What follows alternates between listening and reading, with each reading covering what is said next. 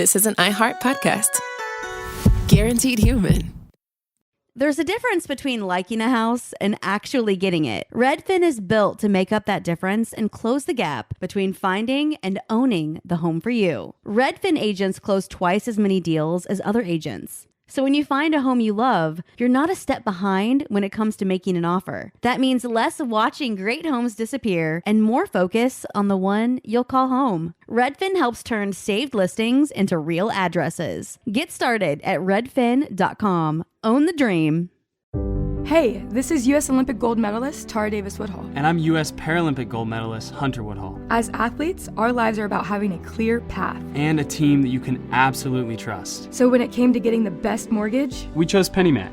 PennyMac is proud to be the official mortgage provider of Team USA and you. Learn more at pennymac.com. PennyMac Loan Services, LLC, Equal Housing Lender, NMLS ID 35953. Licensed by the Department of Financial Protection and Innovation under the California Residential Mortgage Lending Act. Conditions and restrictions may apply. Studies show that 100% of everybody in the world wants to curl up indoors and do nothing because it's so darn cold out there. That's why many people are turning to Bombas, whose pillowy plush slippers and warm merino wool socks have been said to be the most comfortable in the history of feet. Bombas products have been found to boost coziness by up to 1,000,000%. Okay, enough fake statistics, but could Bombas socks and slippers really be the cure? Go to bombas.com/audio and use code AUDIO for 20% off your first purchase. That's BOMBAS.com and use code AUDIO. Support for the show comes from Public, the investing platform for those who take it seriously. On Public, you can build a multi-asset portfolio of stocks, bonds, options, crypto, and now generated assets, which allow you to turn any idea into an investable index with AI. It all starts with your prompt. From renewable energy companies with high free cash flow to semiconductor suppliers growing revenue over 20% year over year, you can literally type any prompt and put the AI to work. It screens thousands of stocks, builds a one-of-a-kind index, and lets you backtest it against the S&P 500. Then you can invest in a few clicks. Generated assets are like ETFs with infinite possibilities, completely customizable and based on your thesis, not someone else's. Go to public.com/podcast and earn an uncapped 1% bonus when you transfer your portfolio. That's public.com/podcast. Paid for by Public Investing. Brokerage services by Open to the Public Investing Inc. Member FINRA and SIPC. Advisory services by Public Advisors LLC, SEC registered advisor. Generated assets is an interactive analysis tool. Output is for informational purposes only and is not an investment recommendation or advice. Complete disclosures available at public.com/disclosures.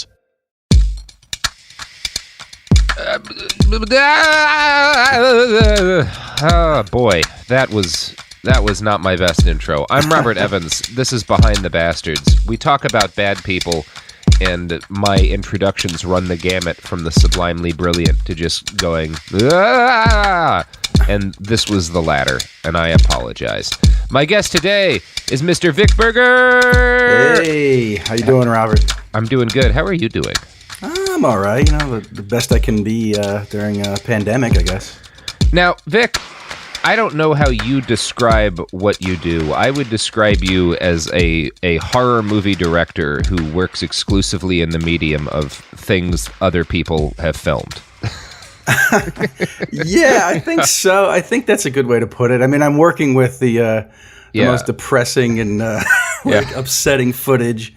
But yeah, I definitely lean into the horror aspect of it, but I try to let people watch it and then leave with a little bit of humor to it. Maybe they'll be able to laugh at it in a way.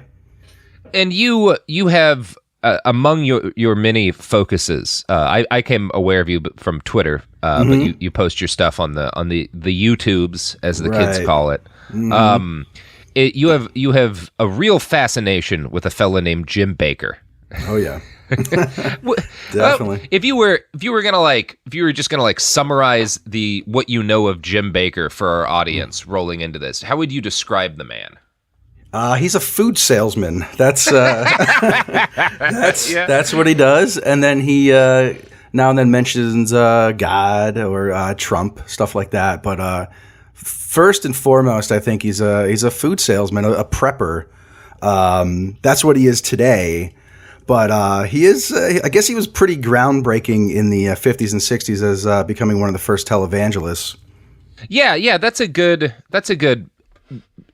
short summary of the career of Jim Bakker. But there's a lot of details that I think you don't know. But before we get into this, because I'm very excited for you to learn some of this, because it's all horrifying. His whole life is a nightmare. What do you what stands out about Jim Bakker to you? Like, what is it that makes him such a focus of your own work? Oh, he's pretty charismatic, and he always has a wife or a woman with him who has he has a type. He has a definite type he likes, and usually that means that she's highly medicated or she's on something. Yeah. Doped up to fucking back. And but seems like the wife worships him, just loves everything about him and wants to help him out and sell these buckets or get whatever the grift is, selling hotel rooms or whatever it is along the way. But he's just interesting and I don't know. I'm just fascinated with his whole entire life. Yeah, I too am fascinated by his life, and I guess Vic, we should just roll into the story because there's a lot of Bakker to cover here. So James Orson Bakker was born on January 2nd, 1940. He was the youngest of 4 children by Raleigh and Fernia Bakker in Muskegon, a city in Michigan that's apparently located on some big fancy lake, if you can believe such a thing. I've never heard of it before, but that's what they say. Big lakes up in Michigan, apparently. So Jim was born premature, and he spent the first days of his life on an incubator at the hospital while his mom and dad went home. His foot was burned by the device's heating element, and so he wound up having to stay there significantly longer than usual. So, yeah, he wasn't great at being born. Not the best at coming into the world. Yeah, and unfortunately, his parents were also really bad at nurturing. In his 1976 autobiography, Move That Mountain, which is like the first of so many autobiographies. This guy's written way more than a person should. Right. Jim describes how, quote, "Mom and Dad considered me so fragile that they didn't allow my brothers and sisters to even breathe on me. As a result, during his childhood, he never experienced the sensation of my family members' touch." Wow. So that's a bummer. A huge aspect there. Yeah, yeah, it kind of fucks you up not getting touched. Yeah, like you start to feel bad for him already. Mm-hmm. What? Yeah, no, you're going to. This kid's childhood is fucking rough. So it was understandable that Bakker's parents would be extra worried for their little boy, but they seem to have gone beyond mere concern. His stern Dutch family, as he later described them, let caution for their son's health lead to a complete lack of physical contact and even emotional warmth. His father once washed his mouth out with Palmolive soap for saying "gee whiz." So no one touches him, and I'll say some unreasonable standards. Gee whiz was a curse word in the Bakker home. Oh yeah, he said the GW word. So his mom was also a giant clean freak, and it was just it seems like I mean, we're going to talk a lot actually about his childhood. It all was terrible. So there's echoes of this upbringing in the modern Jim Bakker. I'm not going to get into a super long spiel about how a lack of touch in infancy damages children. Now that we're all quarantined, I think people probably more or less get that. But I will say that, like, if you look at orphanages back in the day, like the Dickensian ones where they were actually just like having kids be alone in a giant room, the death rate was 30 to 40%. And modern researchers think that a huge amount of that was not like disease or anything. It was the fact that no one was touching these kids. There was no like physical contact because they've observed.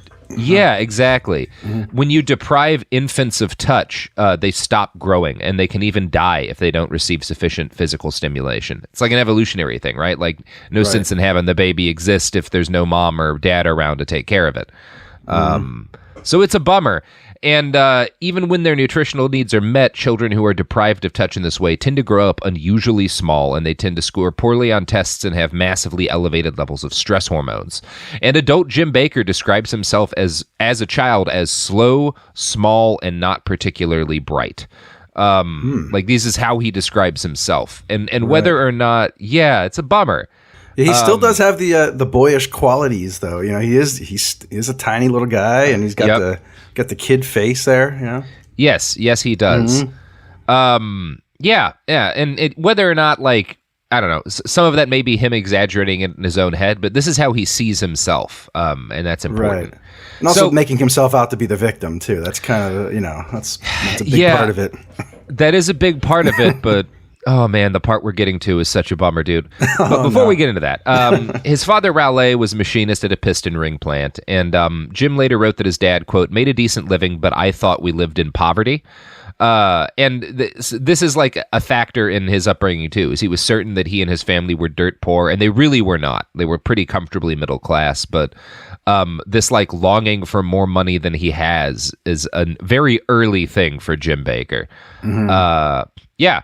So there was something weird with his mom and dad's relationship, but the what is not clear. A family friend described that despite many visits to the house, she never heard Jim's mom say more than 10 words in all the years I knew them. So something's going on there. Yes, something is happening. Yeah, probably not great. No. Yeah, so it's interesting that Jim describes himself as feeling as if he was impoverished as a kid. All of the evidence suggests that his family were full beneficiaries of the post-war U.S. economy, in which a family of 4 could wind up owning a house by accident. Raleigh Bakker worked at the same company for 42 and a half years. He bought used Cadillacs and used televisions, but the family never really wanted. When Jim was 15, they moved into an actual mansion with a grand piano in the living room because it was just really fucking easy to... make a life for yourself in 1955 if you were a white guy. Yeah. Right. Yeah. Not a hard time.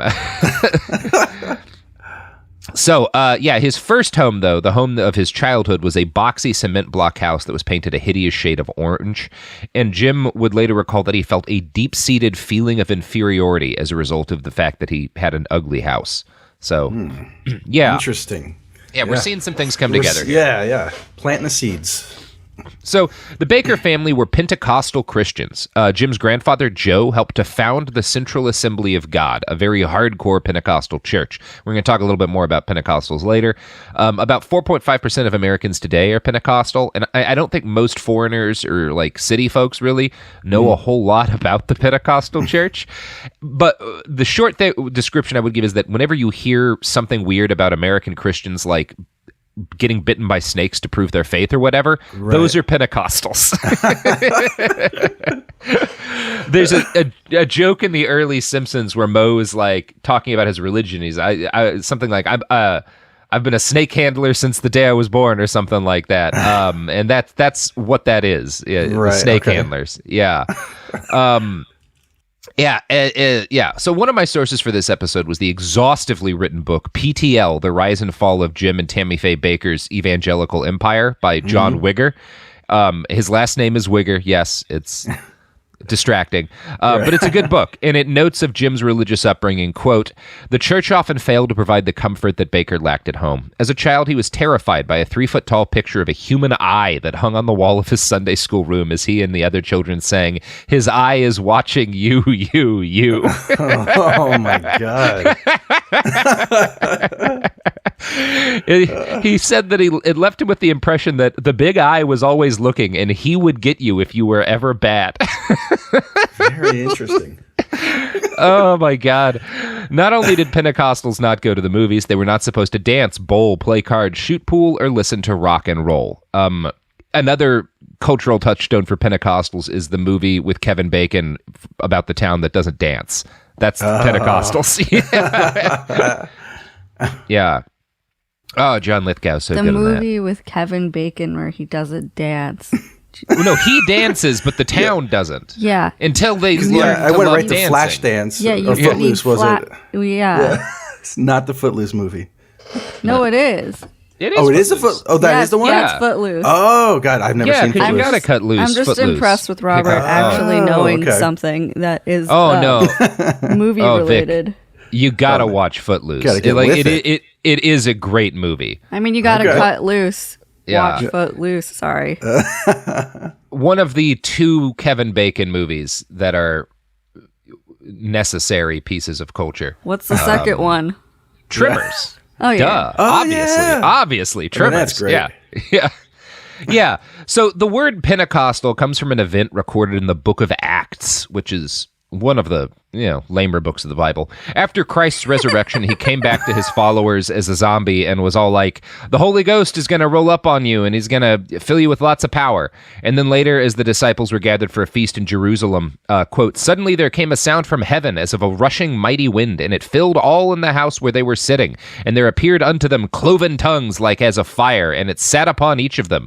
And they were all filled with the Holy Ghost and began to speak with other tongues as the Spirit gave them utterance.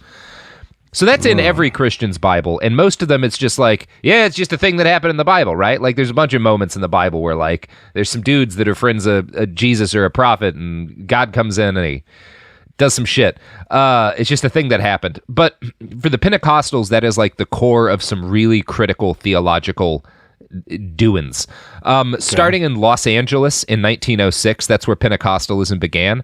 Members of the church came to the belief that they could seek out this holy fire, and basically they believed that the Holy Spirit could fill them up in this way at any time. So there's that bit in the Bible where it talks about like they started speaking in other tongues as if the Spirit gave them utterance. That's speaking in tongues. Like when you see Christians like going ecstatic and jumping around and like shrieking in fake nonsense language, that's speaking in tongues. This is where that comes from. Okay. And it's a big part of the Pentecostal faith.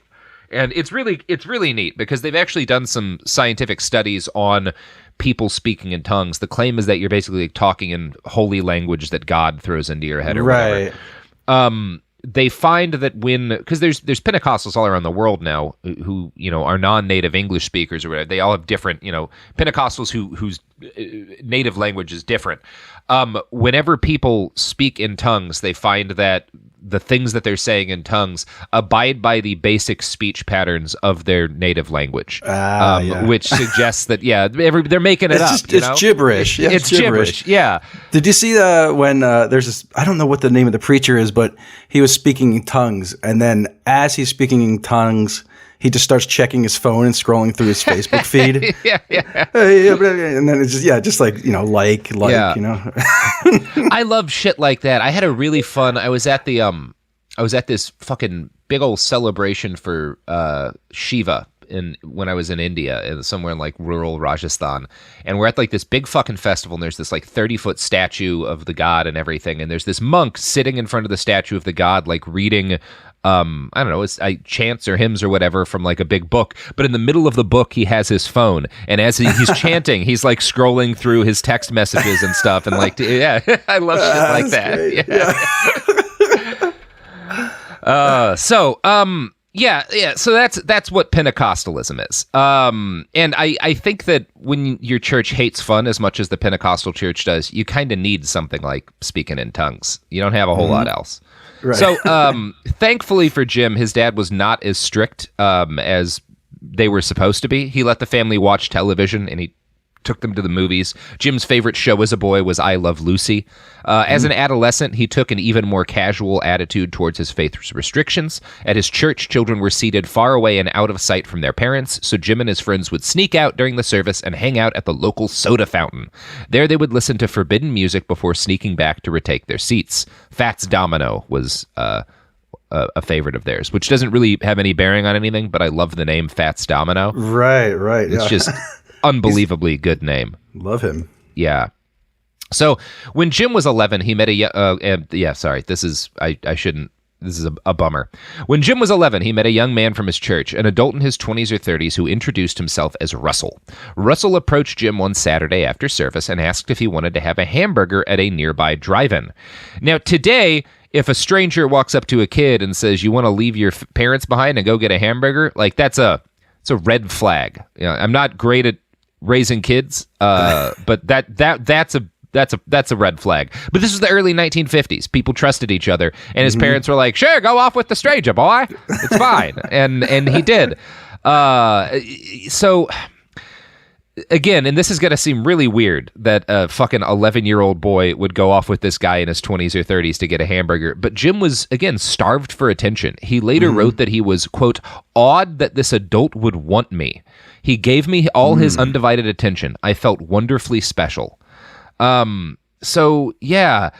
After Berger's, Russell drove off with Jim down a deserted dirt road and stopped. He unzipped Jim's jeans and started to fondle him. While he was being molested, Jim felt, quote, almost proud that Russell would give me so much attention. I thought, so this must be what having a buddy is all about. This must be what big guys do. Ooh. Yeah. This got a little darker than I thought it would be at this point. Yeah, this is not a good. This is not a good one. No, it's a bummer. Oh, yeah, it really is. Mm-hmm. So, and it's like heartbreakingly, like you could, it all completely scans. Like, oh yeah, this kid is just so desperate for attention. Yeah, he doesn't. Yeah. So Jim didn't realize anything was really wrong at first, and Russell became a frequent figure in his life, hanging out with the family occasionally and then taking Jim off to isolated construction sites or other places where he could park the car, hiring him to mow his lawn so that he could like grab him in the middle of chores and molest him. And Jim never like fought this. Like he at the time he went along with it. And he later wrote, quote, I allowed Russell to do whatever he wanted to do to me, and I tried to comply with all his requests because he lavished attention and caring touches on me. Yeah. Jeez. He's what, 15, 16 you said? No, he's 11 when this starts. 11 there. Oh god. Yeah. This goes on for a few years. Yeah, he's very he is the victim of a lot of abuse in this period. And it is the kind of abuse where at the time it's probably the most positive relationship in his life, which is further of a head fuck. It's a lot to deal with as an 11-year-old. Yeah. Eventually Russell abandoned him, presumably because he got too old and Russell was, a pedophile. And the whole situation was just a huge mindfuck for young Jim, as you can imagine. He never told anyone about it. Obviously he did later, but like as a kid, he didn't tell anybody.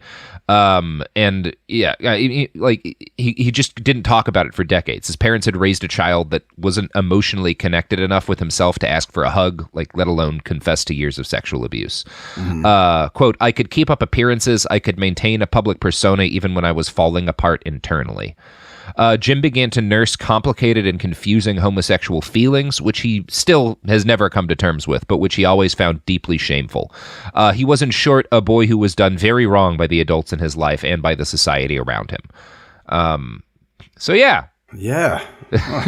Oh, yeah, that's a real bummer. Yeah. Yeah, poor fella. Yeah, that's one of the rougher childhoods I've come across in all this. Yeah, I mean, jeez. Yeah. So Jim's youth wasn't all trauma, though. When he was 15, the family moved to a much nicer house and neighborhood, and Jim did bloom somewhat in high school. He had an English teacher who really saw promise in him despite his middling grades and encouraged Jim's creativity. And it turned out that Jim Bakker had some incredible instinctive talent for showmanship. Given the opportunity to DJ at a photography club dance, he developed a love for spinning records. And I don't know what it meant to be a good DJ in the mid-50s. God, I would have loved to seen that. Yeah, I desperately want to listen to fucking 15-year-old Jim Bakker drop some fucking up all beats. These Fats Domino records. Yeah, hell yeah, man. But he was apparently good at it. This is kind of what he was kind of a loner, but then he starts DJing for parties and he starts getting invited places, and it kind of like it makes him into a kind of popular kid. Hey, so this cool is now. Yeah, he's cool now. He's a fucking DJ. Yeah. So that's pretty sweet. Yeah. In 1956, he developed his first show. It was a 15-act vaudeville-style reality show meant as a fundraiser for the school newspaper. The show featured actual professional performances from a Miss Elvis Presley, which I'm guessing is some sort of celebrity impersonator. And this person had been on the Steve Allen Show, which was a popular TV show at the time. Sure. There was a mambo trio. There were Charleston dancers. The whole 9 yards. It was like a big. It wasn't just like he wasn't just like throwing together like a little skit before a thing. This was like a huge production, and it turned out popular enough that it became a regular event at the school. And Jim would manage it and organize it for the next couple of years while he was in high school. The 1957 show was even bigger with 25 acts. It was also popular, Jim claims, that 400 of his classmates showed up at his house for a party. And Jim later recalled something about this period of time that when I read it, I can only hear it in Nathan Fielder's voice. I was in the limelight completely, the center of attention. I was obsessed with popularity and would do almost anything to get it. Man. Yeah. Yeah, all of this is just scanned so disastrously. Right. Yeah. So his teacher, William Harrison, backs up this image of high school era Jim. Quote, Jim loved the limelight. I have often thought, had I been a promoter, I could have turned that boy into a rock star. And it does kind of sound like he had that sort of potential, or at least the ability. He could have been like, if this kid embraces the kind of complicated emotional and sexual feelings and stuff that he's struggling with, and embraces the artistic side of himself, he could have rolled to New York and had a great career in the theater or something. I mean, all his like monologues are like very theatrical. There's like, they build and they scare you. He definitely could have succeeded in like Hollywood or something. Like the fact that he's been so successful in this career for like 60 years now is all the proof you need of that. Right. But he doesn't take that path at all. And the reason why he doesn't take that path, at least he will say that the reason why he didn't take that path is because he hit a kid with his car. Oh, man. Did you know that he hit a kid with his car? I did not. Did the kid survive? Yeah, probably. Yeah. Like, another dark turn there. Yeah. I always love talking about when people hit kids with their cars. Yeah. Usually it turns out better than it did for George Bush's wife. Yeah, which is look that one up, kids. She killed a kid, probably on purpose. I mean, that's just a blatant accusation with no evidence behind it. But it's always, I love talking about that. Is it W's wife or was it W's wife? Yeah, W's wife. She killed her ex-boyfriend with a car when she was a teenager. Oh, wow. People don't talk about that. Wow. Gotta bring that back into circulation. But you know who doesn't hit children with their cars often? No. The products and services that support this podcast. Oh, yes. Yeah. Very, very rarely, I will say. Yeah. And if they do, they apologize. Exactly. This is all you read it. That's almost word for word what's written on the ad document. Yeah. So listen to these products that almost certainly won't hit children with their cars. You've never been one to settle. Stand down or stand still. You're a lifelong learner, energized by excellence. There's a fire inside you can't ignore. You've got competition to outrun, momentum to build on, and your own high standards to meet. Stop now? Not a chance. At Capella University, we help you catch what you're chasing because you've always had the drive. Now, go earn the degree. Capella University. What can't you do? Visit capella.edu to learn more. Now I'd like to introduce you to Meaningful Beauty, the famed skincare brand created by iconic supermodel Cindy Crawford. It's her secret to absolutely gorgeous skin. Meaningful Beauty makes powerful and effective skincare simple, and it's loved by millions of women. It's formulated for all ages and all skin tones and types, and it's designed to work as a complete skincare system, leaving your skin feeling soft, smooth, and nourished. I recommend starting with Cindy's full regimen, which contains all 5 of her best-selling products, including the amazing youth-activating Melon Serum. This next-generation serum has the power of melon leaf stem cell technology. It's melon leaf stem cells encapsulated for freshness and released onto the skin to support a visible reduction in the appearance of wrinkles. With thousands of glowing 5-star reviews, why not give it a try? Subscribe today and you can get the amazing Meaningful Beauty system for just $49.95. That includes our introductory 5-piece system, free gifts, free shipping, and a 60-day money-back guarantee. All of that available at meaningfulbeauty.com. For period protection you can put on and forget about, nothing beats Knix leak-proof underwear. North America's #1 leak-proof underwear brand. Let's face it, life can be unpredictable, but your leak-proof underwear shouldn't be. That's why millions of people choose Knix. For periods, for light leaks, for everyday freshness. Knix undies are super comfy, super absorbent, and made to handle whatever your day throws at you. Day 2 of your period? Covered. Your daily run? No problem. That big sneeze? You know the one. Yep, we've got you. And with styles like bikinis, boy shorts, thongs, and high-rise, plus sizes from extra small to 4XL, Knix makes it easy to find your perfect fit. Say goodbye to stress and leaks and say hello to undies that work just as hard as you do, no matter the leak. Find the style and level of protection you want at Knix.com and use code FLOW15 for 15% off. That's KNIX.com, code FLOW15 for 15% off. Knix, for your leaks, for your life.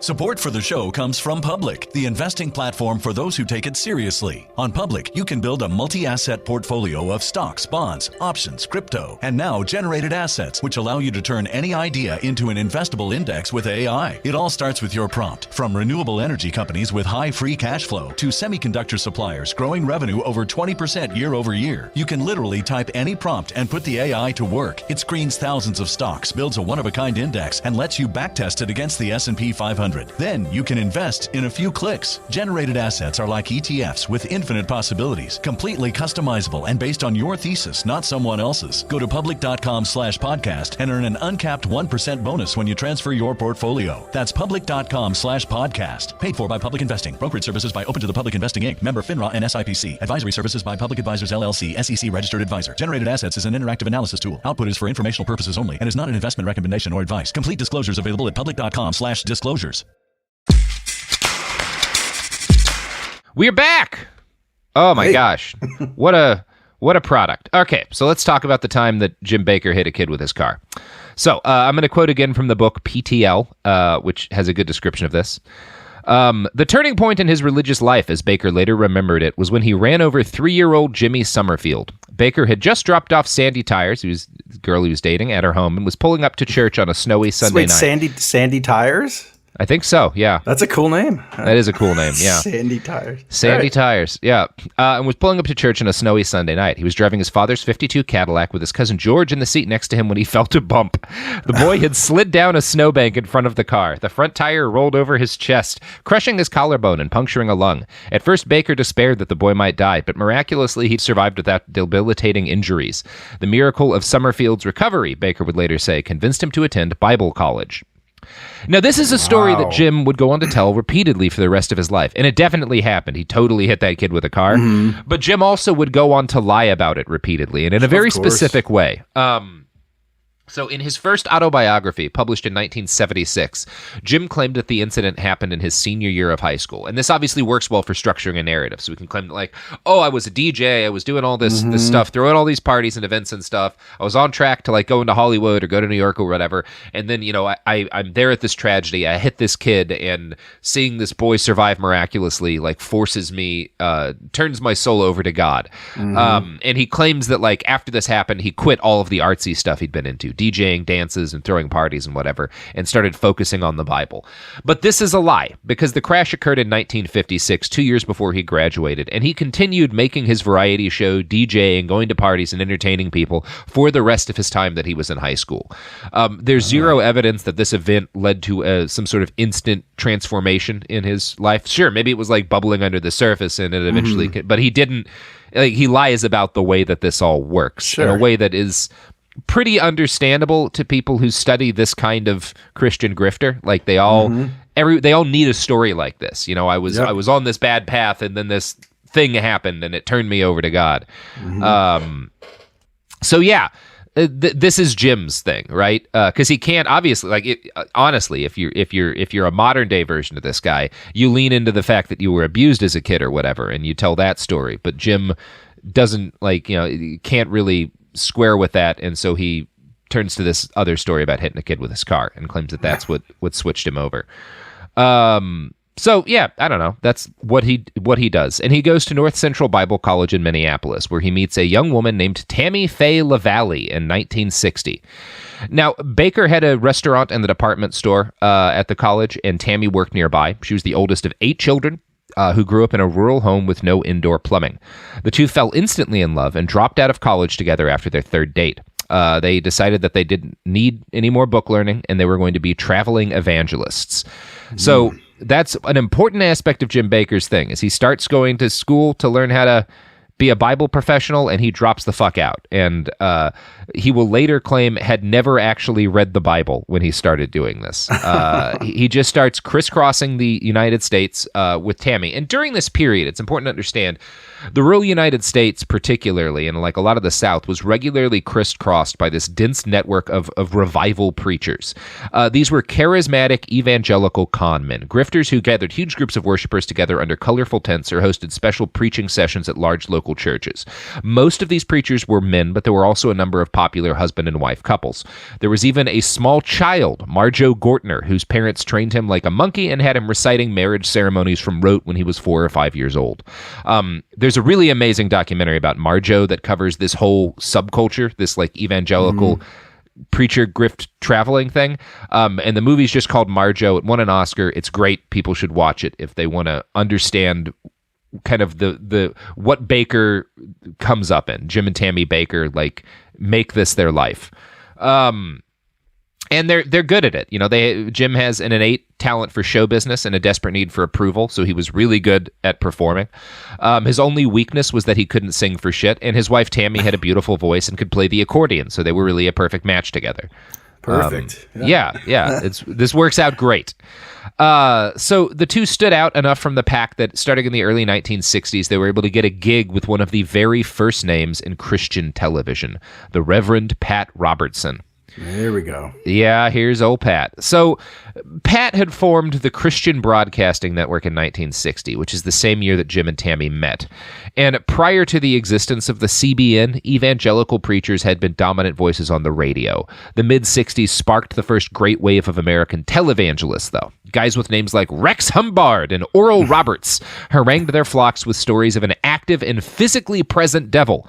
They warned of Christ's imminent arrival any day now and taught that the Bible had to be believed literally in order to avoid God's wrath.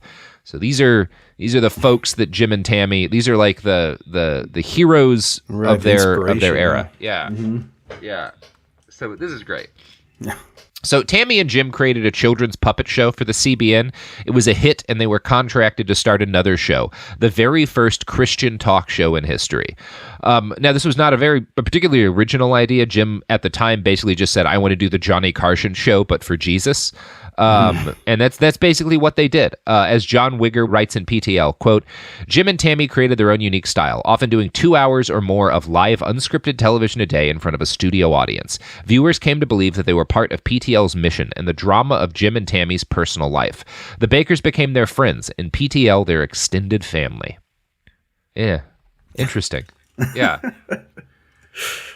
All part of it, yeah. Yeah. So this works out really well, and that family, Vic, that extended family, would come to include, I'm just going to call him America's greatest hero, Colonel Sanders. Oh, yes. Yeah. Now, you've done a whole video about this, Vic, so you don't need to hear it again. Right. But you, the listener, need to hear Colonel Sanders and his friend laboriously tell Jim Bakker about Colonel Sanders' fecal matter. Just goes into a little too much detail. Astounding detail. And when you think it's over, it goes a little it keeps deeper. on going. This is going to be like 3 minutes. And the...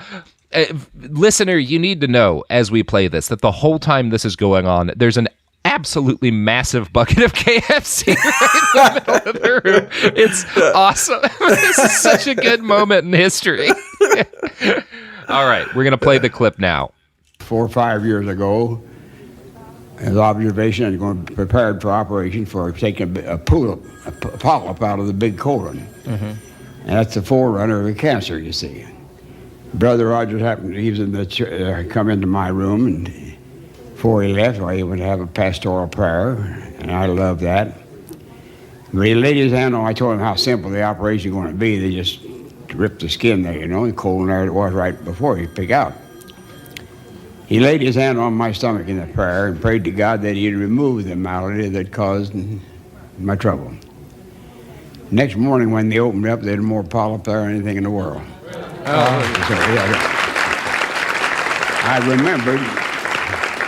remembered when it passed, but I didn't think of it. They give you an enema the next morning to bury them all out of the colon, for the surgery. And I remember during that discharge of that barium that I heard something going plunk in the commode. Well, of course, it was milky looking. I couldn't see what it was. And I just feel it might be some fecal matter out of the wrinkle of the colon, you see.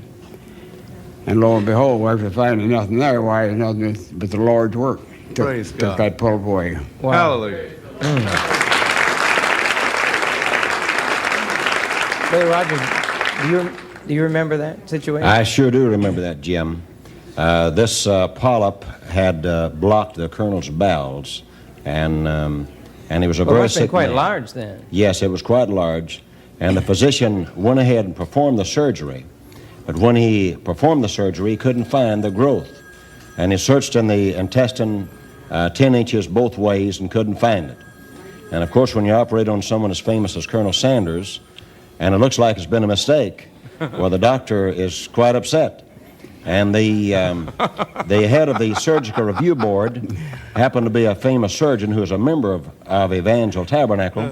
He knew what had happened, but the Jewish attorney who performed the surgery didn't know really that it was a miracle of God and that God had healed him.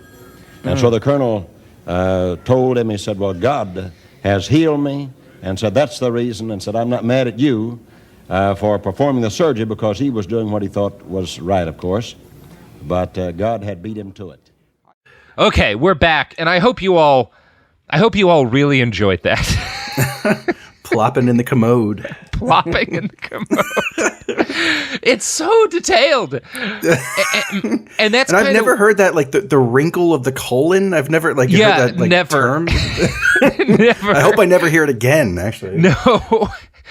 But this is like this thing that we're making fun of, the fact that this is just an old man talking the way I have heard elderly people talk in that detail about bowel movements before, and it's always been like family members, right. And that's kind of what Wigger's talking about when you're talking about what makes PTL special, is that this was something people sitting at home in fucking bumfuck wherever in the middle of nowhere, and they're like, this did make them feel like part of the family, because they've got an old guy talking about his bowel movements. Yeah. Exactly. Yeah, exactly. Yeah, there's nobody's polished in this. Nobody seems like a celebrity or anything. Like they feel like your friends and family, and that it's kind of like a big part of like what makes modern YouTube celebrities and podcast hosts and whatnot so attractive to their audiences, is that they're just living their lives on camera.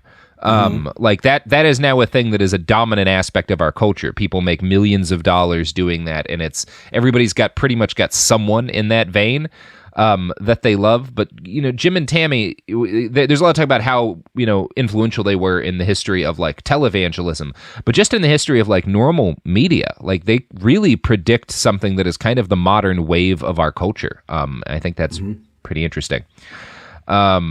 Yeah.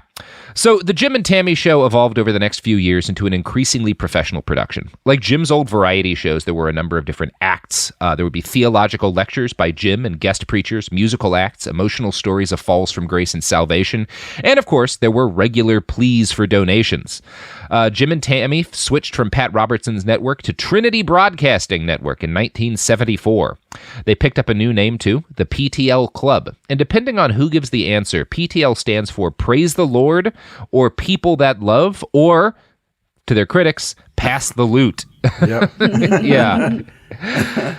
And PTL grew into an extravagant affair, which BuzzFeed describes ably in this write-up. Quote, Jim and Tammy Faye acted as hosts to famous ministers and artists like Billy Graham, Oral Roberts, Mickey Rooney, and Mr. T. On each episode, they would enter the stage to rapturous applause, holding hands and waving to their fans.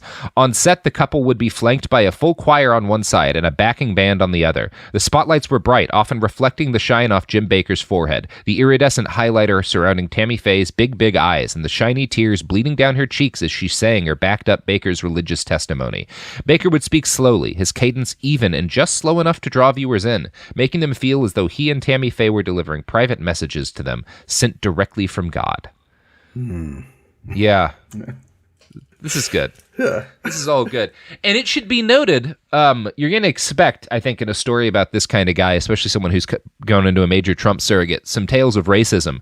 That does not appear to have been a factor. And in fact, PTL was renowned for having a huge, being very popular among black people, having a large black audience. And also, like, one of their most popular guests was a former Black Panther who would talk about, like, getting into shootouts with the cops and stuff.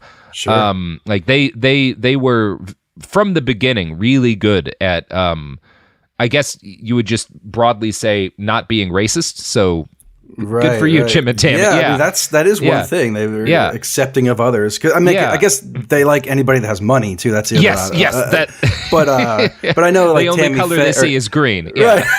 Right. I know Tammy Sue was very supportive of the gay community, like later in her years too. Was it not early though? No, they were profoundly homophobic. Okay. Homosexuality is evil. It is the devil. They talked about that frequently on their show in this period. We'll talk about a little bit about, that happened much later. That is not happening now. Right. Yeah. One of the things that separated PTL from other shows of the same format was, again, the unpolished nature of the content. No matter how dressed up like the set got, the focus of the day was always just Jim and Tammy and whatever they wanted to talk about. And they talked about real issues, drug abuse, depression, exercise, diet, anxiety, like their own struggles with all those things. These were all regular topics. And this realism, kind of foreshadowed reality TV as well in some ways. Sure. The show's other piece of brilliance was Jim's decision to broadcast on a satellite network. This was groundbreaking at the time. ESPN didn't even start broadcasting satellite until 1979, a year after the PTL show did. Satellite allowed Christian programming to reach people all over the world, even folks in very isolated rural areas who would otherwise not really have access to TV at all. PTL started selling airtime to other churches and built up a whole network of Christian content. No one had ever done this before. So they start as just the Jim and Tammy show, and it turns into like this network with a very large and dedicated cult following. Jim was smart enough to lean into this too. He began airing testimonials from viewers at the ends of episodes. The book PTL highlights one from 1979. Quote, "A woman in her 20s or 30s smiles at the camera and says that having PTL in her home was like friends being there. When other people couldn't, I know PTL would be there every day." Bakker ended his shows by looking right at the camera, smiling, and telling his viewers, "God loves you. He really does." So, really leaning into speaking to the lonely, making the lonely his audience, and then pumping them for cash. That's the PTL strategy. Right. And Jim Bakker knows how to reach lonely people because he's a profoundly lonely man. Exactly. It's good. God.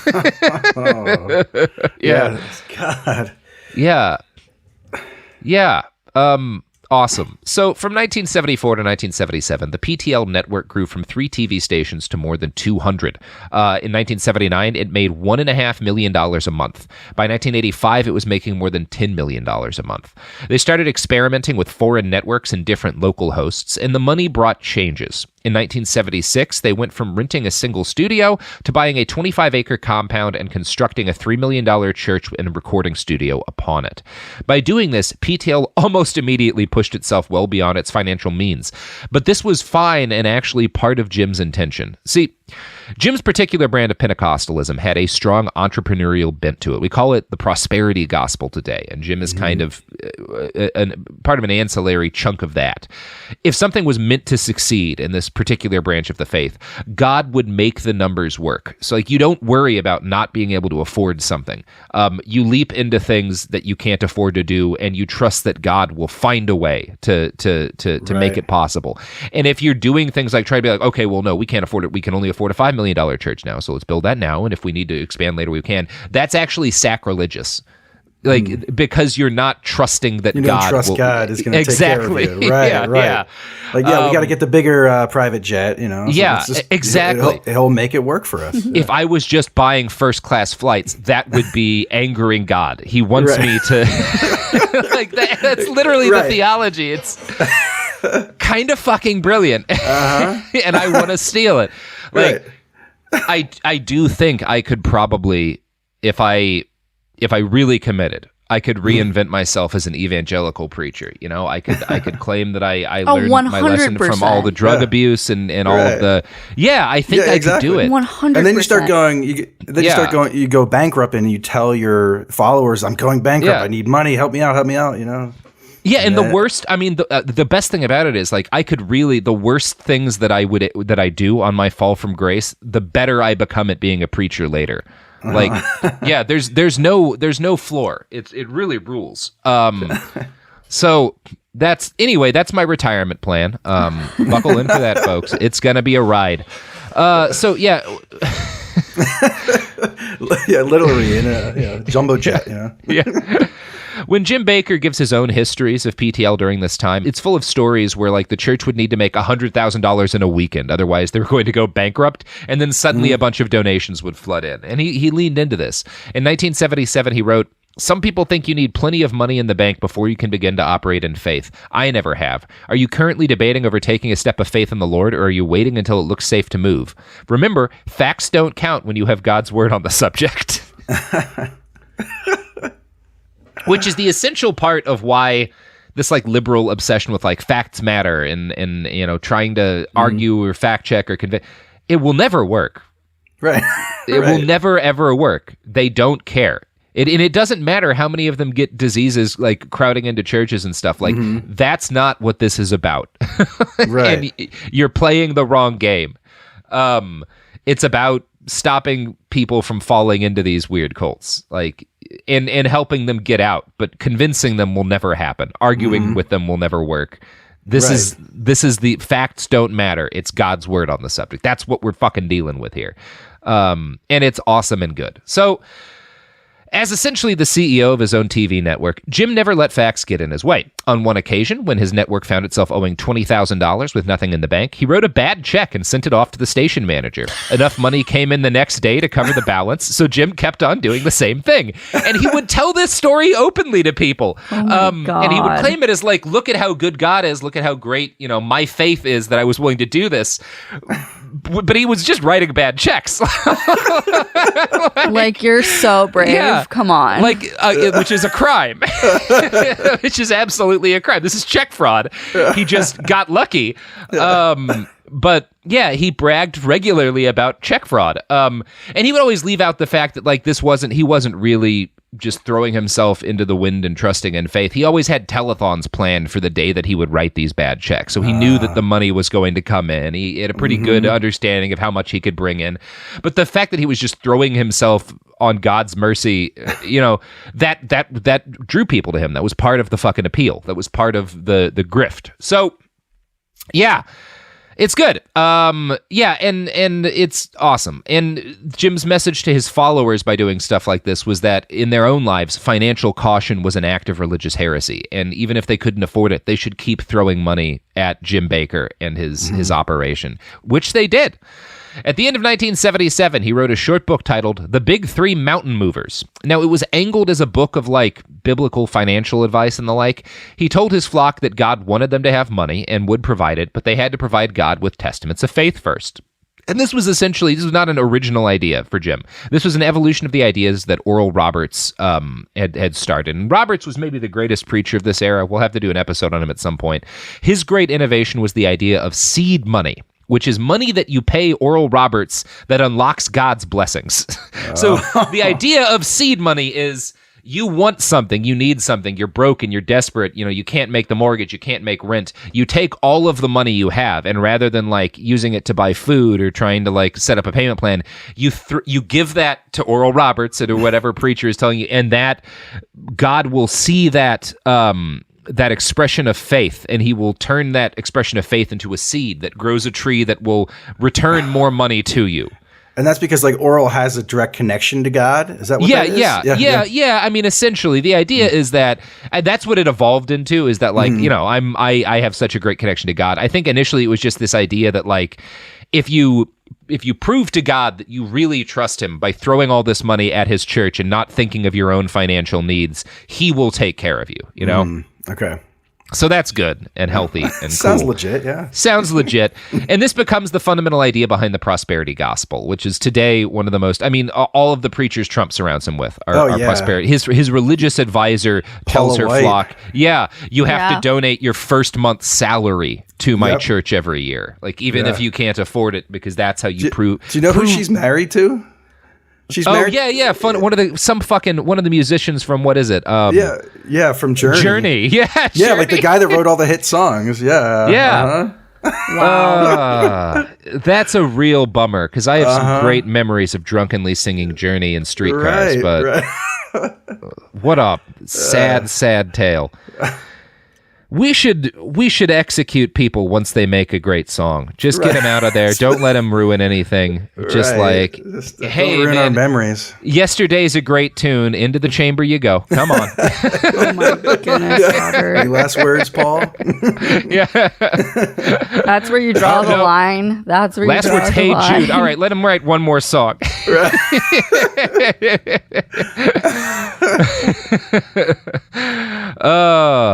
You know who else supports mandatory executions for great artists? Nope. They don't, Sophie? Nope. Oh, well, this is an ad plug. Here's products.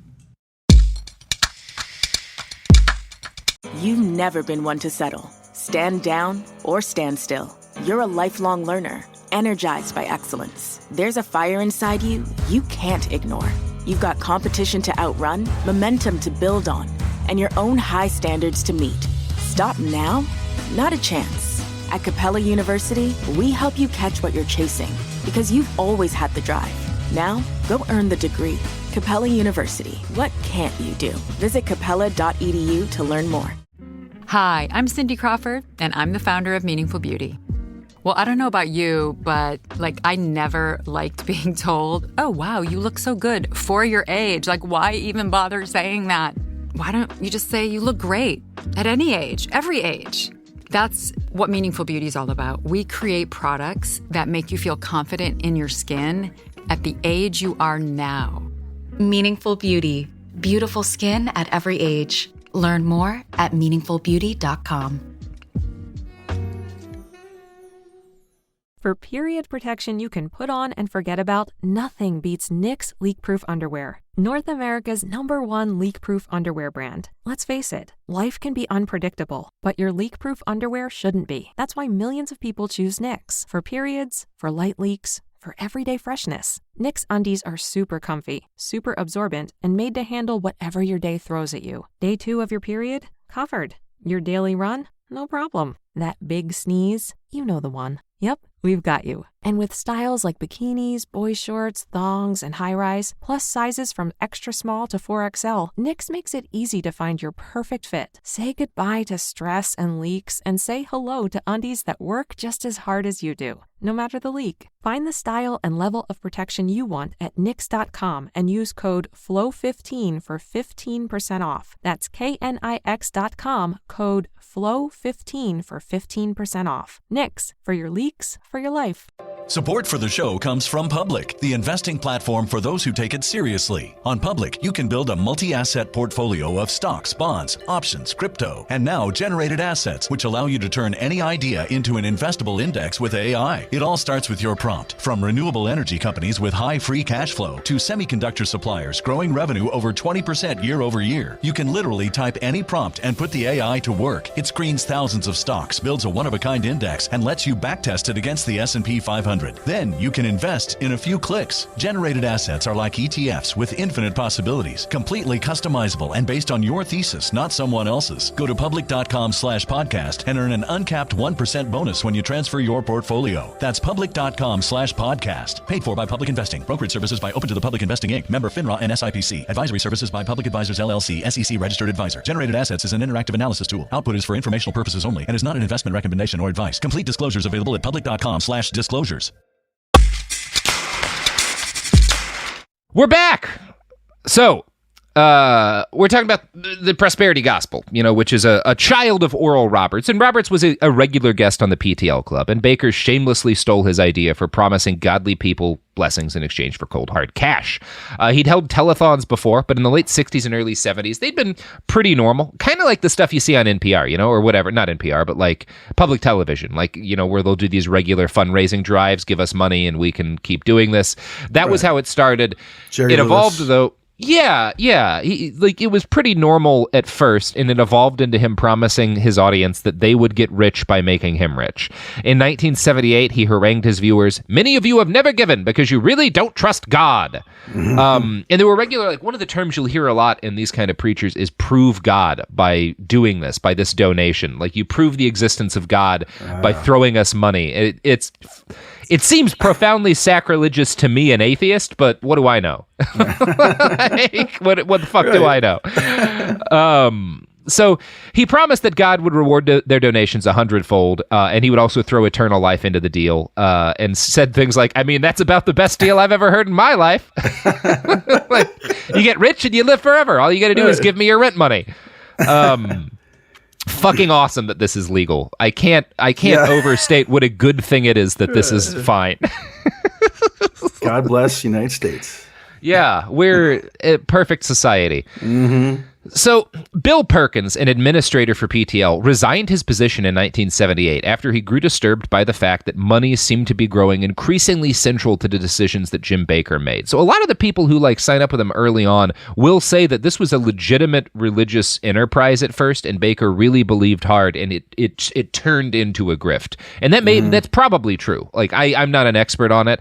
I'm so critical, I guess, of all of these guys that it's hard for me to believe Jim Bakker ever had good intentions, but he may have. A lot of people believed he did, and there were folks in the 70s who were like, you have changed, and I can't be a part of this anymore. Right. Well, I mean, especially earlier on, going after, doing the puppet shows and everything like that. This seems pretty, pretty legit. And I have trouble believing that the puppet shows were a grift. Nobody grifts with puppets. Hopefully he wasn't asking the kids to mail money to him. No.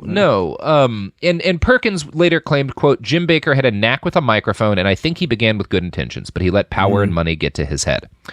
Now, Mr. Perkins later told the New York Times about the moment he realized that something had changed with Jim. Quote, Jim used to quote from Psalms 37:4, Delight thyself also in the Lord, and he shall give ye the desires of thine heart. I argue that the scripture does not mean worldly wealth and fame, or fancy cars or big houses, Mr. Perkins said. It means inner peace and joy. The desires ought to be God's desires, not man's. Mr. Bakker's defiant response, said Mr. Perkins, was to quote another bit of scripture, which he intended to end the conversation. Touch not God's anointed, and do his prophets no harm. So... Jim has had a bit of a change at this point. You could say it's gone to his head. However he started, he is now calling himself a prophet and using that to shut down debate with his loyal followers. So that's not a great thing. No, it's not at all. Although I am going to get that tattooed on my chest, and I will just point to it defiantly when Sophie tells me not to swing machetes around in the recording studio. Sure. I do. Yeah. Yeah, exactly. Touch not God's anointed, Do his prophets no harm when they're doing harm by recklessly endangering the recording studio. Whether or not he was a prophet, Jim was definitely profitable, which is a line I was proud of. So I'm proud of it too, Robert. Good job. Thank you. I desperately need praise as I grow into the cult leader that Jim Bakker has convinced me I can become. Oh my God. So, and by the way, if you want to really prove your faith in the Lord, why don't you send $200 to Bastards Behind the Badge? Just put it in the mail, address an envelope. Sophie, this is the only way. By the end of 1978, revenue was more than $4 million a month, and expenses were only around $1 million. So, on paper, that's a pretty solvent business, right? Not bad. Yeah, you would think that you could do a lot of ministering with that kind of a all setup. Tax-free too, right? Yeah, all tax-free. And for a while, Bakker pumped the extra money into funding new shows and new hosts and local content in different communities around the country and around the world. And it looked like he was building PTL into the Christian equivalent of 21st Century Fox. There's a period where it looks like, oh my God, Jim is going to create a media empire on par with any of the major networks, on par with something like, 21st Century Fox. But then, just as he's on his way to becoming the prosperity gospel's Rupert Murdoch, he suddenly pulls away and heads in a completely different direction. Do you know what this direction is, Vic? I think I do. I think I think he was watching what Walt Disney was up to. Yeah, he decides to become Christian Walt Disney. Which is an interesting move. In 1978, the Bakkers broke ground on Heritage USA. Now, this was Jim Bakker's most ambitious plan yet, and it would eventually become the third most popular amusement park in the United States, right after Disneyland and Disney World. So this is a huge amusement park. Yeah. God. Yeah, built on 1,200 acres of Carolina land, Heritage USA was initially planned as almost a whole enclosed Christian society built in the twin images of Jim Bakker and Walt Disney. As planning went along, Jim's ambitions expanded. He wanted it to include a university, a day school, a campground, and even a hospital and a nursing home. The whole estimated bill for this was well over $100 million of 1978 money. Bakker wanted the main work done in less than 6 months, which was just rank lunacy. He failed to secure the $50 million loan he needed to make his dreams come true, so Bakker reined in his faith and started small, promising the construction company that PTL would fall no further than $500,000 in payments behind during the construction. Which is like... It's incredible. They were like, yeah, you can be $500,000 in debt to us, and that's fine. And he can't even stick to that. By month 3, they had blown past that by a factor of 4 and owed more than $2 million to the company. And this calamity was all caused by Jim Bakker. Soon the finances of the network were in absolute crisis. PTL started laying off employees and making up the shortfall in labor by calling for Saturday work sessions, which were unpaid. Employees were told that showing up to work for free would be a vivid illustration of who was committed to God and who was not. Oh my God. I didn't know he fleeced his own workers too. Oh, he sure as shit did. Oh my gosh. Yeah, he's a big fan of unpaid labor, which there are other terms for, but I have forgotten them. Right. Yeah. Now, at the same time all this was happening, Bakker talked the board of his company into tripling his salary. He argued that basically, who was the fucking big guy at the time? The Johnny Carson. He was like, I work harder than Johnny Carson and he makes more than me. Like, what the fuck's up with that? Yeah. So they triple his salary, and at the same time as they triple his salary, they stop reporting on the church's finances to the press. They had once been a very open operation that would tell you like where their money was going and being used on, and they just suddenly stopped doing that. And this has no effect on their followers. Money continues pouring into the Bakker pockets in increasing denominations. When Jim needed to look magnanimous, he would write letters to the board and demand that they cut his salary by 40%. And then he'd use company money to buy himself fancy rich guy toys. From the book PTL. Only 3 weeks later, this is after firing a bunch of people, he used $6,000 of PTL's money for a down payment on a houseboat, a 43-foot drifter with 2 bedrooms, a kitchen, bathroom, television, and gas grill. The total price for that houseboat was $30,000. So, at the same time Jim bought that boat, he's writing letters to his flock, begging them for donations and telling his workers that they have to work for free. And the terms he would use in these, like, pleas for money from his followers were imminent and apocalyptic. Unless God performs a financial miracle, this could be the last letter you receive from me. So, like, these are the kind of things he's putting in his, yeah. He whined about the $2.5 million construction bill as if it had, like, something that had suddenly been slammed upon them, rather than them deliberately going over budget. Right. He lied that Tammy and I are giving every penny of our life savings to PTL. And again, this is the same month that he uses PTL's money to buy a houseboat. So... This is total grift by this point, right? Totally. If it was, yeah. By 1981, Jim and Tammy had thoroughly acclimated to their new lives as hideously wealthy monuments to God's generosity. Here's a clip from one of their episodes in 1981 that really lays the whole prosperity gospel thing out. And I think this one may be new to you because there's thousands of hours of this. No one can listen to all of it. Right. But I'm going to play this. I'm going to send you this clip, and I want you to, yeah. Well, here, I'm going to shoot this to you via Skype, and then I'll tell you the timestamps. Cool. We've got to start enjoying God again. Yes, amen. I really do. I think we need to say, Lord, look at this beautiful lake out here. I look out this window here, and I see that blue sky today, and I see the beautiful water, and I say, Lord, you made that lake for me to enjoy. Jim, can I tell you a little miracle? I just want to tell you a little miracle about what happened with this house. We shouldn't have this house. That is really the honest truth, because in all human, when you think of it in the human aspect, it was impossible for us to ever get this home at all. And I had prayed and I had said, now Lord, you know, Jim and I had to have a new home. We needed to be out of our old one and within like 3 weeks, and it was just didn't know what to do. And I said, oh God, you know, I couldn't figure out if I wanted a swimming pool or a lake. But I knew we'd never had either, and I wanted one, please, Lord. So I said, well, Lord, I don't know what to ask for. We needed water. So I said, you give us what will make us happy. I knew we couldn't swim in the pool, you know, in the winter, and yet I knew we could see the lake all year round, so I couldn't make up my mind. And you know what God did? He said, I want you to have both of them. And he gave us a beautiful pool out there, plus the lake out back too, Jim. Isn't that just like the Lord? Yeah. Oh, a swimming pool or a lake. Yeah, swimming pool or a lake. We need water. We know we need water. Yeah. We know we need water. Yeah. Wow. Okay. Fucking love it. Yeah.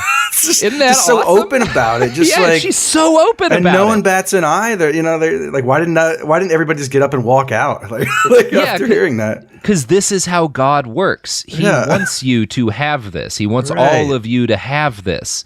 I think people talk a lot when they like complain about, you know, the lack of like class consciousness in the United States, how every poor American thinks of themselves as like a temporarily embarrassed millionaire. Mm-hmm. This really illustrates what that means emotionally. These people don't hate. You would think they would hate like people like in the fucking 70s. It's like stagflation is hitting and like the economy is in the shitter and they live in the middle of nowhere and like the Japanese economy is eating U.S. manufacturing alive and people are like out of work and seeing this person talk about like we just couldn't decide between and God provided us with a swimming pool and a lake. You would think that would infuriate them. But it's just like it hasn't hit them yet or hasn't, you know, God hasn't touched them enough yet. So it's gotta keep sending the checks in and then it'll happen. This will be their life. Right. It's only a matter of time. Something else. It's really something else. But like, you have to understand how like blatant about it. Like they're not pretending to live humble lives here. Exactly. It's awesome. Now, so this is good. For her part, Tammy Faye seems to have had trouble with some aspects of the gigantic grifty nature of all of this. She started taking massive doses of Valium for stress and became horribly addicted to a variety of drugs. She and Jim both put on weight because, again, I think they are losing their souls and becoming monsters.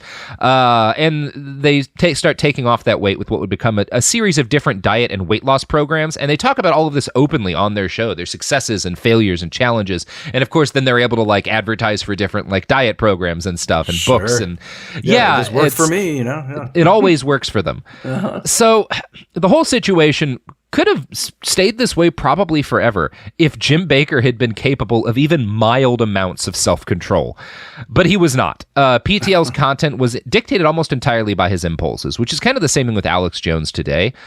He would regularly announce new initiatives, new product lines, new shows on his network live on the air. And then like his crew would have to live figure out how to like meet these things that he was introducing and like make them work. And this was part of the show's charm and dynamism. It was part of why he was successful. But it also led to gigantic problems, like Jim doubling the size of Heritage USA while huge amounts of it were still under construction. Committing to building a 500-room hotel in a water park and, then needing to find more money. So Jim would flog his viewers mercilessly for more donations. As former PTL security chief Don Hardister recalled, quote, "We had a cash office and at times there was certainly more money in it than I could imagine. People would send us mink coats, diamond rings, deeds. I mean, we got all sorts of donations." It's fucking wild that this works. It's just the most artless grift in the world, and that's why it works. It's fucking amazing to me. Like, L. Ron Hubbard has to make a fucking religion to get your money, and Jim Bakker's just like, no, just send me the deed to your fucking house. I need another lake. I gotta build a hotel next to my lake. It's fucking amazing. Need more water. But it still wasn't enough. All this money wasn't enough. The demands of Bakker's new empire were too high. And in the 1980s, he started asking his followers to pay $1,000 each for lifetime partnerships. Now, these lifetime partnerships would earn them a 3-night stay at the new hotel that he built on his land. And on the surface, this could be a great idea. It's basically a timeshare, but they barely get any time there and they pay a bunch of money. But Jim couldn't even abide by this could be a perfectly legal grift, but Jim had to break the law. He vastly oversold these partnerships until he wound up with more partnerships than his hotel could possibly host in a year. 66,000 of them. Oh my God. And again, this is a 500-room hotel. Like, you do the math. Right? Now, there were other grifts too. He started offering David and Goliath statues to his viewers, and he would tell them these were an investment because the statues were like works of art that were worth $1,000 each, and he sold them for just $125, but they were really $10 pieces of like poorly crafted metal bullshit. It all works, though. He makes a shitload of money. But he is now committing fraud. Like, up to this point, he was really all within the lines of the law, other than writing bad checks, and they're never going to, like, the money wound up being there, so it's fine. Right. Had to push it, though. He has crossed a legal line now.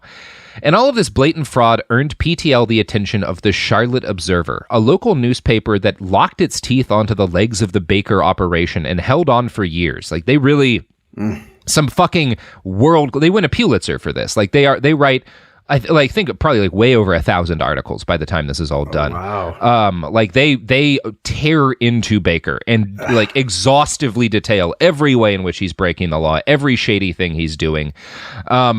It's a great thing that they do, but they didn't catch everything right away. And one of the things that they didn't catch when they started reporting on the financial crimes was the fact that Jim Bakker committed an even worse crime in December of 1980. Have you heard about the rape that Jim Bakker committed? Yeah, is this Jessica Hahn? Jessica Hahn, yeah. So Jessica had grown up, in the church or in the Pentecostal movement. She was 21 years old in 1980, and for her entire childhood, basically, Jim Bakker had been her Mr. Rogers. He was the moral center of her universe. Like, that is the way that she looked at him. Like, he was the right arm of God to her. And she was elated when she got a job as the church secretary, which she basically was working as the baker's nanny, right? That was like a big part of her job. And one December day, when Tammy was out of the house conducting a telethon, Jim called her into the office. Hahn later told an interviewer, quote, Jim Bakker comes up and says, forget about the kids. The bodyguards are outside the door. He said, listen to me, Jessica. When you help the shepherd, you help the sheep. And he said, my wife is having an affair with the choir director, and I need you right now to make me feel like a man. And I was a virgin, and people find that hard to believe, but when you're raised in the church at 14 on, that was just the way it is. Now, Bakker wasn't alone. One of his employees, a guy named John Fletcher, was there too. Fletcher offered Hahn a drink, which had something, probably GHB, in it.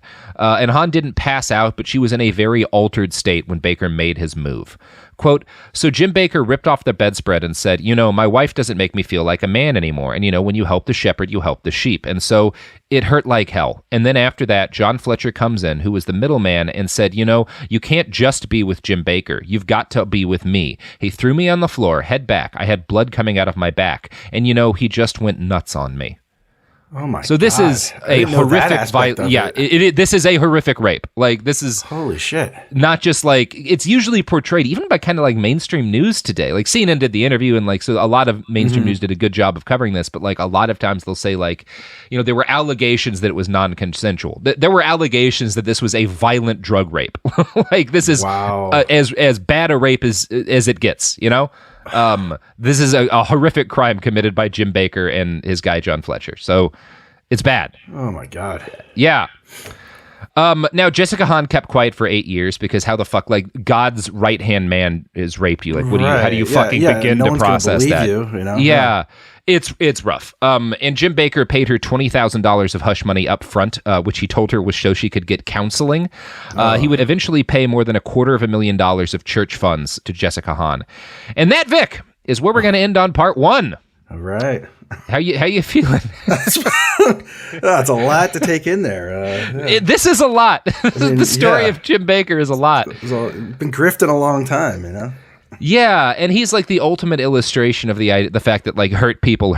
Like this kid, everything scans, right? It's not hard to see. God. Mm-hmm. Yeah, I'm curious because I guess nothing really came. I mean, I don't want to jump ahead here, but but like, just curious about what happened with that rape. If that, if, like the bodyguard guy had to go to jail or anything like that, but. Oh no, he died before Jessica. Did he came forward? Yeah. Okay. So he really got easy. Yeah. Yeah. But also, there's never criminal charges, I don't think, as a result of this. She doesn't like really press them, Right. She comes out in the media about it later. Yeah. So, man. Well, yeah. Fun story. Fun stuff. Fun story of the United States, a country crafted in a lab to allow bad people to avoid consequences. Right. Exactly. Yeah. Oh my God. It's fucking rules, man. Vic, where can people find you on the internet? What are your pluggables? You can check. I would go to my YouTube. Check my channel there. You can see all my Jim Bakker videos there, and the endless amounts of Donald Trump videos and other grifters. Got a lot of stuff there. There you can go to Twitter, Facebook. Just type my name in. There I am. There we are. Yes. All right, check out Vic. It's important. Beautiful horror. I love it. And check out me somewhere. No one knows where. No one's ever found me on the internet, but the legends say that if you hold a conch shell to your ear while standing on a frigid Oregon coastline in the dead of midwinter, you can sometimes hear me tweet. So no. Nope. That's nope. Not, We're done, Sophie. That's not accurate. That is, I'm fairly certain that's accurate. That is not true. Okay, well, unfortunately, no one knows what the truth is, so we've just got to roll on and end the episode for the day. All right. Well, thanks for having me on. I hope you get your cult together, in retirement. Mm-hmm. Yeah, get we that will. Jet. Yeah, I'll donate.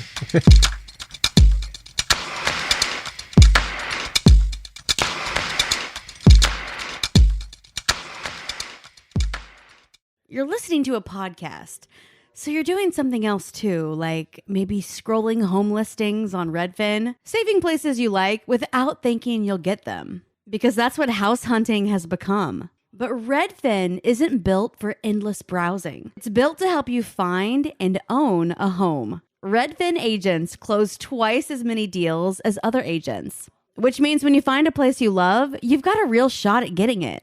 Redfin helps turn saved listings into real addresses. Get started at redfin.com. Own the dream. A BetterHelp ad. We get it.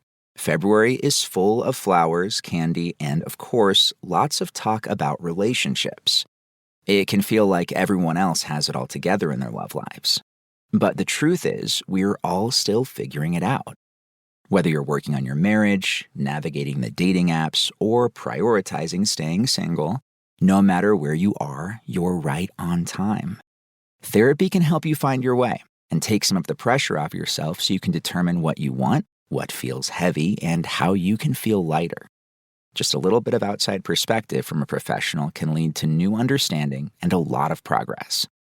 So the next time you're feeling iffy about your love life, try therapy with BetterHelp and see where it takes you. And remember, you're right on time. Visit BetterHelp.com for 10% off. That's BetterHelp.com. This is Jacob Goldstein from What's Your Problem? Business software is expensive, and when you buy software from lots of different companies, it's not only expensive, it gets confusing, slow to use, hard to integrate. Odoo solves that, because all Odoo software is connected on a single affordable platform. Save money without missing out on the features you need. Odoo has no hidden costs and no limit on features or data. Odoo has over 60 apps available for any needs your business might have, all at no additional charge. Everything from websites to sales to inventory to accounting, all linked and talking to each other. Check out Odoo at odoo.com. That's odoo.com. Tired of spills and stains on your sofa? Wash away your worries with Anabay. Anabay is the only designer sofa that's machine washable inside and out, starting at just $699. Plus, Anabay sofas are pet-friendly, stain-resistant, and feature changeable slipcovers and modular pieces. Get up to 60% off site-wide with a 30-day money-back guarantee. Visit WashableSofas.com to get yours now. That's WashableSofas.com. Offers are subject to change, and certain restrictions may apply. This is an iHeart podcast. Guaranteed Human.